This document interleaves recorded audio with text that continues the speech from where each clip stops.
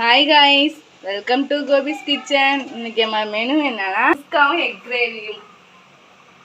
First அடுப்பு on பண்ணிக்கலாம். நான் ஃபர்ஸ்ட் காயிட்டோம். pan காஞ்சது. இப்போ 4 ஸ்பூன் ஆயில் ஊத்திக்கலாம். இப்போ கீ போட்டுக்கலாம். இஞ்சி 3 போட்டுக்கலாம். கிராம்பு 2 போட்டுக்கலாம். பட்டை 2 போட்டுக்கலாம். ஏலக்காய் 3 போட்டுக்கலாம். ஆனியன் போட்டுக்கலாம். இது ப்ரௌன் கலர் வர வரைக்கும் நல்லா வதக்கிக்கலாம். பச்சை மிளகாய் 3 போட்டுக்கலாம்.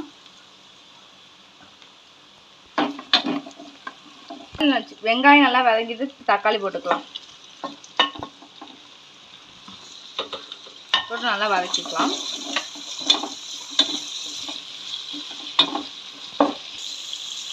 இப்போ பிரியாணிக்கு ஒரு மசாலா அரைச்சி வந்துடலாம் வாங்க.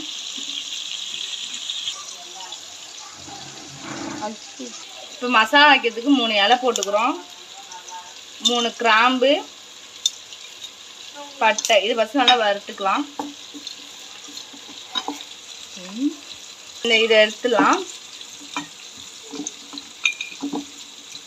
1 ஸ்பூன் போட்டுக்கலாம்.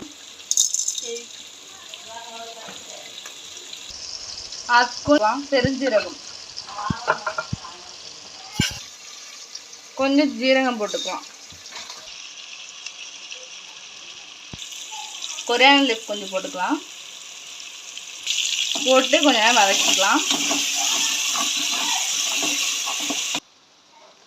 1/2 spoon turmeric powder, 1 spoon red chilli powder,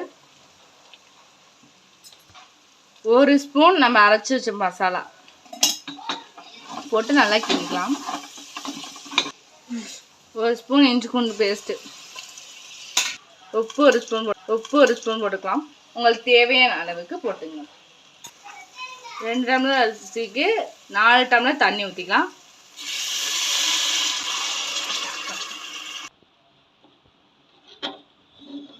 இப்போ அரிசி போட்டுக்கலாம். நல்லா கொதிச்சுட்டு இப்போ நல்லா அரிசி போட்டுக்கலாம். கொரியாண்டர் லீஃப் கடைசியாக கொஞ்சமாக போட்டுக்கலாம். 3 இப்போ நல்லா தண்ணியெலாம் சுண்டி வந்துட்டு இப்போ நம்ம தம்மு போட்டுக்கலாம். 2 ஸ்பூன் ஆயில் ஊற்றிக்கலாம். எக் மசாலாவுக்கு கொஞ்சம் ஃபஸ்ட்டு உப்பு போட்டு மிக்ஸ் பண்ணிக்கலாம். ஃபஸ்ட்டு 1 ஸ்பூன் பிரியாணி பவுடர் போட்டுக்கலாம். மிளகாத்தூள் 1 ஸ்பூன், மஞ்சத்தூள் 1 ஸ்பூன் போட்டு நல்லா மிக்ஸ் பண்ணிக்கலாம். இப்போ எக்கு ஆட் பண்ணிக்கலாம். நான் வந்துட்டு 5 எக்கு ஆட் பண்ணிக்கிறேன். சிக்கன் எடுத்து இது நல்லா ரோஸ்ட் ஆகிட்டு இப்போ நம்ம வேறு பவுலுக்கு மாற்றிக்கலாம். நம்ம மசாலா வறுத்ததுலே இப்போ வந்துட்டு எண்ணெய் ஊற்றிக்கலாம். ஒரு 2 ஸ்பூன் அளவுக்கு எண்ணெய் ஊற்றிக்கலாம். ஒரு பட்டை, 2 பிரியாணி இலை, கொஞ்சோண்டு சோம்பு, ஆனியன் போட்டுக்கலாம். அப்படியே கருவேப்பிலையும் கொஞ்சம் போட்டுக்கலாம். இஞ்சி பூண்டு பேஸ்ட் 1 ஸ்பூன் போட்டுக்கலாம். க்ரீன் சில்லி 2 போட்டுக்கலாம். சின்ன தக்காளி 1 போட்டுக்கலாம். மிளகாத்தூள் 1 ஸ்பூன் போட்டுக்கலாம். டர்மரிக் பவுடர் 1/2 ஸ்பூன் போட்டுக்கலாம். நம்ம வீட்டில் அரைச்ச மசாலா 1 ஸ்பூன் போட்டுக்கலாம். இது என்ன தெரியுது? வீட்டு மசாலா 1 ஸ்பூன் போட்டுக்கலாம். போட்டு நல்லா மிக்ஸ் பண்ணிக்கலாம். தேவையான அளவுக்கு உப்பு போட்டுக்கலாம். தேவையான அளவுக்கு தண்ணி ஊற்றிக்கலாம். இப்போ தம் ஆகிட்டு இப்போ நம்ம எடுத்து ஓப்பன் பண்ணிக்கலாம். நல்லா தம்மாய் வந்துட்டு கொஞ்சம் கூட அடி பிடிக்காம அழகாக வந்துருக்கு. நெய் ஊற்றிக்கலாம். இப்போ நல்லா கொதிச்சுட்டு இப்போ நம்ம தேங்காய் பேஸ்ட் மட்டும் அரைச்சி ஊற்றிக்கலாம். பெருஞ்சீரகம் 1 ஸ்பூன், சின்ன சீரகம் 1 ஸ்பூன். நல்லா கொதிச்சுட்டு இப்போ நம்ம தேங்காய் பேஸ்ட் ஊற்றி எக்கு போட்டுக்கலாம்.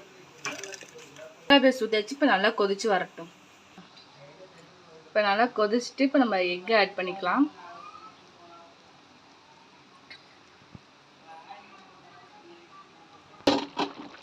அவ்வளோதான் நம்ம கிரேவி ரெடி ஆகிட்டு கொரியாண்டர் லீஃப் போட்டுக்கலாம்.